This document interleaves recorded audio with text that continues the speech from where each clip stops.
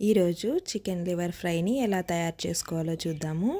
అందుకోసం ఒక ప్యాన్ని తీసుకుని అందులోకి కొద్దిగా ఆయిల్ని తీసుకుని అది కొద్దిగా వేడెక్కేంత వరకు కాగనివ్వాలి.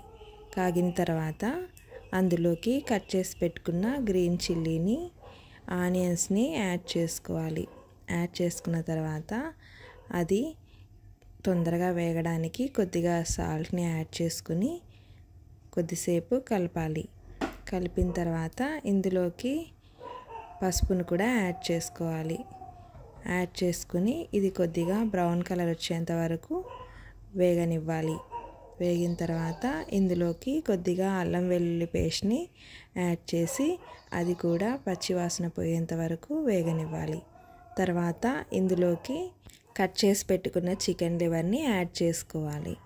యాడ్ చేసుకుని కొద్దిసేపు బాగా కలిసేంత వరకు కలపాలి. కలిపిన తర్వాత ఇందులోకి మనం మసాలాస్ని మొదటగా గరం మసాలాని, తర్వాత ధనియా పౌడర్ని, అందులోకి కొద్దిగా కారంని యాడ్ చేసుకోవాలి. యాడ్ చేసుకున్న తర్వాత దీన్ని బాగా కలుపుతూ వేయించాలి.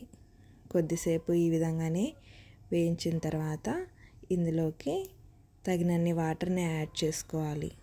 యాడ్ చేసుకొని కొద్దిగా కలిపి మూత పెట్టి ఉడికించాలి.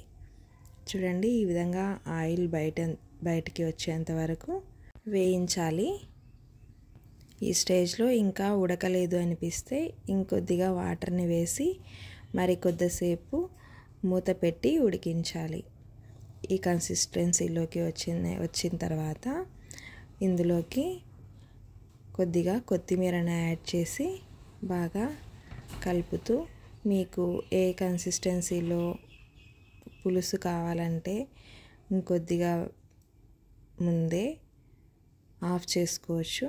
లేదా ఈ విధంగా చపాతీలోకి, పూరీలోకి, రైస్లోకి కూడా బాగా సరిపడేటట్టుగా ఈ కన్సిస్టెన్సీలోకి వచ్చిన తర్వాత మనం స్టవ్ ఆఫ్ చేసుకోవడమే. అంతేనండి, చికెన్ లివర్ ఫ్రై రెడీ అయ్యింది. మీకు నా వీడియోలు కానీ నచ్చినట్లయితే ప్లీజ్ సబ్స్క్రైబ్ చేసి, లైక్ చేసి, షేర్ చేసి, కామెంట్ చేయండి. Thank you so much for watching.